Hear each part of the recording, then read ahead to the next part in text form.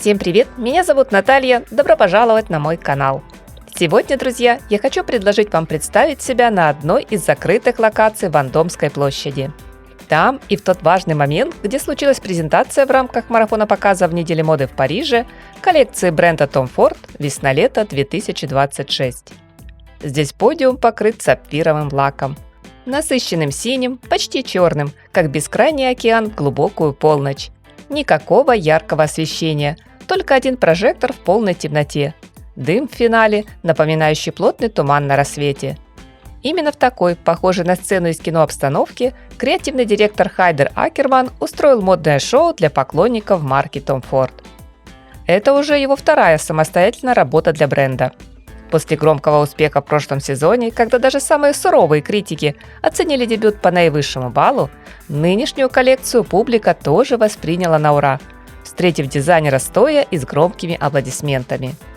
В фэшн-сообществе прозвучала такая фраза: «Хайдер Акерман нашел свое место», что в мире моды восприняли не как любезность, а как точный, почти медицинский диагноз.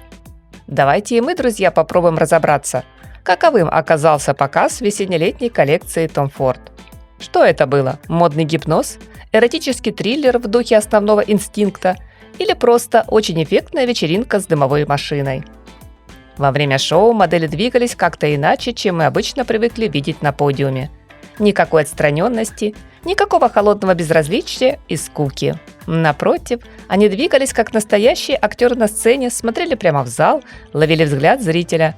Иногда слишком долго, иногда намеренно вскользь. Игра, пауза, намек – настоящая соблазнительная чувственность. Без дешевых уловок и уж точно без откровенной вульгарщины. Сам Акерман объяснил все просто и честно.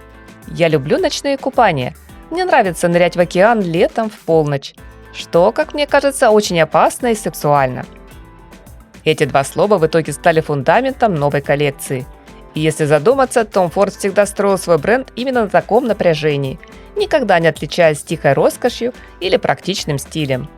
В фокусе дома моды всегда был и остается по сей день высококлассный гламур и гипермодная элегантность.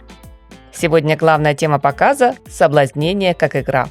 Модели ведут себя так, будто прекрасно знают, что они желанны, но делают вид, что это случайно. Полувзгляд, поворот плеча, вздох, и мы уже внутри этого фэшн-спектакля, хочется нам того или нет. Цвета работают здесь как эмоции. Темно-синий, почти черный задает настроение ночи. На его фоне вспыхивают салатовый, мятный и нежно-розовый.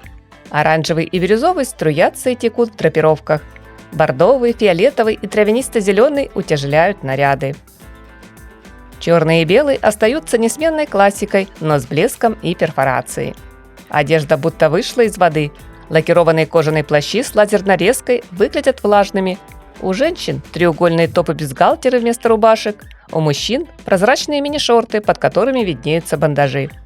Вечерние платья с каркасами бросают вызов гравитации, а скульптурные вырезы напоминают движение волн.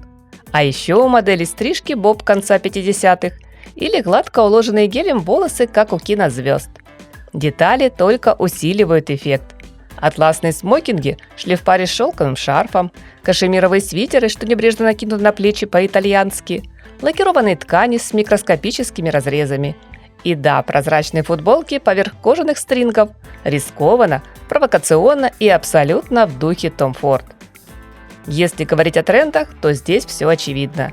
Эротизм подан через намек, а не прямоту. Есть яркое возвращение нуарного шика и кинематографичности. Смелые цвета идеально сыграли на фоне тьмы. И, конечно, дымовая машина. Теперь официально часть модного языка.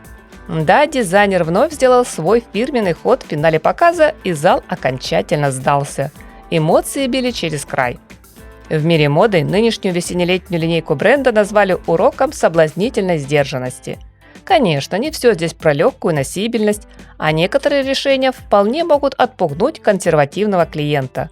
Но именно риск сделал коллекцию живой, превратив показ не в дешевую провокацию, а в красивый кинороман, от просмотра которого замирает сердце.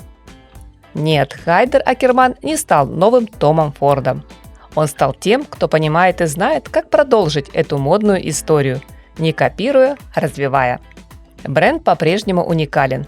Просто теперь у него есть режиссер, который точно чувствует, как работать с тьмой, светом и тем самым напряжением, ради которого поклонники марки с большим нетерпением ждут каждую презентацию.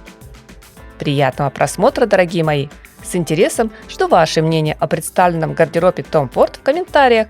Как вы думаете, какие образы здесь подойдут для реальной жизни, а какие мы оставим только для глянцевой картинки? Скажу большое спасибо за поставленный лайк и подписку на мой канал. Всем красоты, хорошего дня и нескучного, яркого, солнечного настроения!